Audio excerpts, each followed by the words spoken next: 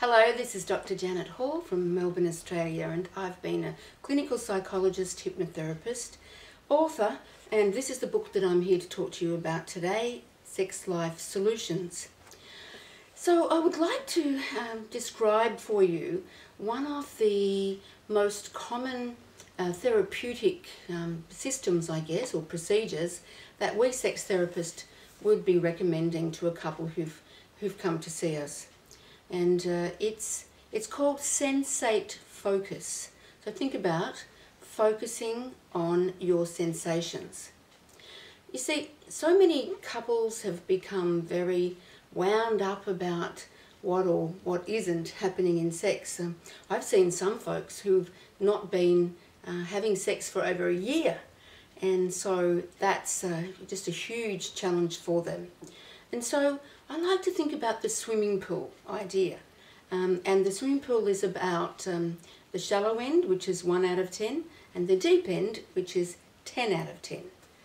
And so it's in sensate focus, we're talking about the shallow end first of all. And so a couple would be encouraged to start off with level 1, which is caressing, stroking, kissing, and massage. And the idea is that the person who is receiving would be able to give some feedback about how good it was to their partner. So the partner builds up the confidence about touching, and then you swap.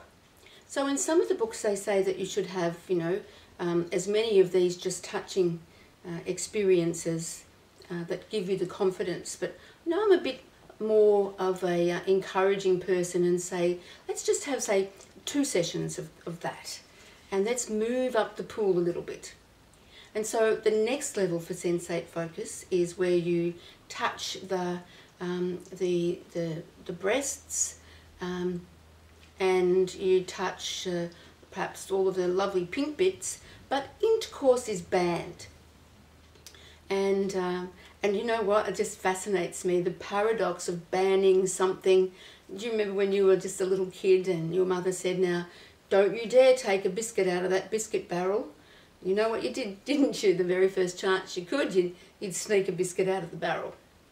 So when I tell couples that are at level 2 of sensate focus, so you're not allowed to have intercourse, I just find it's hilarious when they sheepishly come into their next interview and they say, well, Dr. Jan, I hope you're not going to get cross with us, but we actually had intercourse. It all felt so good that it just happened.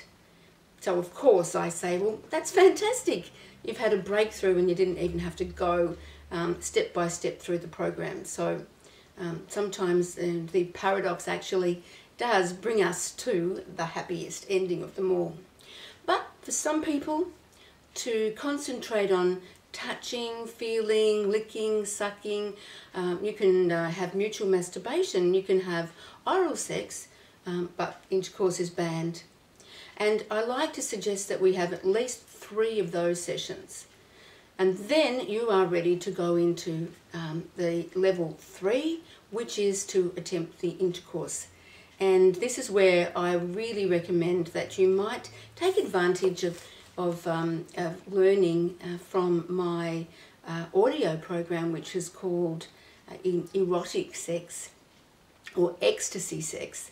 How to set up your room so that it's beautiful and makes you feel so good, and how to enhance with multi-sensing, and that's another video you might like to get. So meanwhile, if you and your partner have been stuck, don't quite know how to get over that awkwardness, start off with level 1, which is just touching, giving each other beautiful sensory massages. Level 2, which is all about touching your pink bits, boobs, crotch, penis, scrotum, anywhere else that you find sexy, but no intercourse. And then level 3, which is intercourse. And so I hope it all goes very smoothly, and I hope that you will have the sensational sex that you deserve. And if you would like to find out a little bit more about my clinic, my work, and my resources, particularly my MP3s, just contact me Jan at drjanethall.com, or go to my website www.sex-therapy.com.au.